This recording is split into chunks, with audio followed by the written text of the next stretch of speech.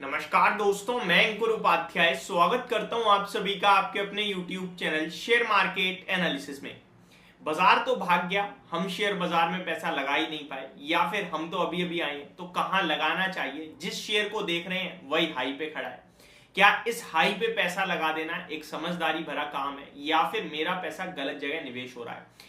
कोई शेयर अगर पसंद आ रहा है तो उसमें कब और कैसे पैसा लगाना है, और किसी शेयर को पसंद करने से पहले क्या चीजें देखनी है, ये सारी चीजें मैं इस वीडियो में कवर करने वाला हूं। स्पेशली ये वीडियो इन्वेस्टर्स के लिए होने वाली है, और मेरी नजर में इन्वेस्टर्स में उन्हें कहता हूं जिनका मिनिमम टाइम फ्रेम 2 साल का तो होना ही चाहिए, एंड अगर आपका मोर देन 3 इयर्स का है तो फिर बहुत ही अच्छी बात है।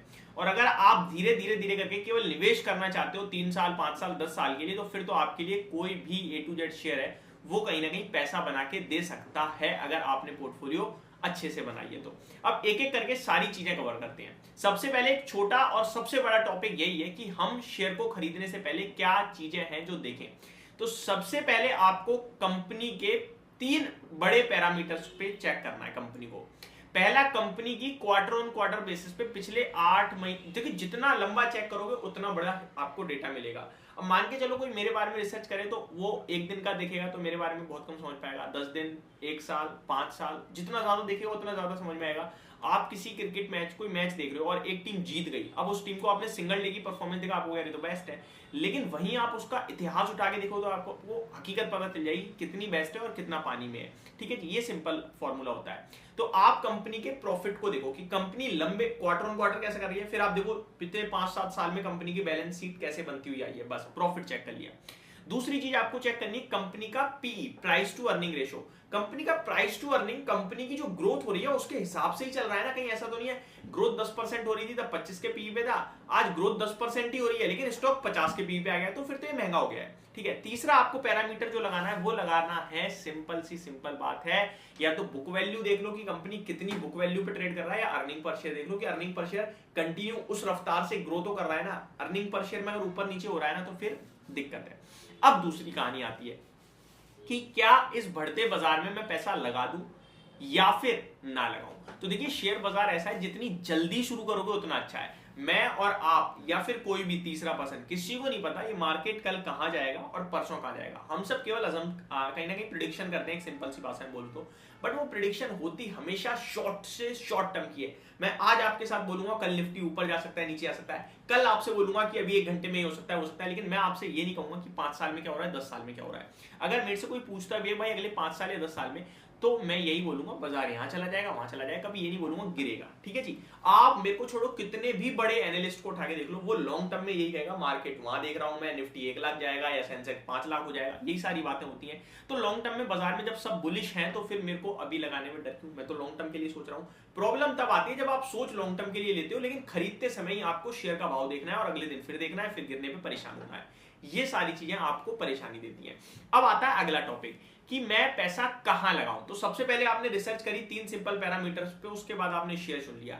मेरा मानना है कि आप सेक्टर चुनो, अलग अलग सारे सेक्टर, मत पूछो किसी से, मत सोचो मेरे को बैंकिंग चुनना है, मेरे को एनबीएफसी चुनना है, मेरे को एफएमसीजी चुनना है, मेरे को फार्मा चुनना है, मेरे को आईटी चुनना है, मेरे को ऑटो चुनना है, मेरे को ऑटो कंपोनेंट्स में जाना है। मेरे को हर जगह से शेयर्स चाहिए, हर जगह से, हर सेक्टर से 2-2, 2.5, 2-2, 3-3 शेयर ले लूंगा। इस तरीके से भी अगर मैं कहूंगा तो ऑलमोस्ट मेरे पास 20 से 25 शेयर्स की पोर्टफोलियो हो जाएगी।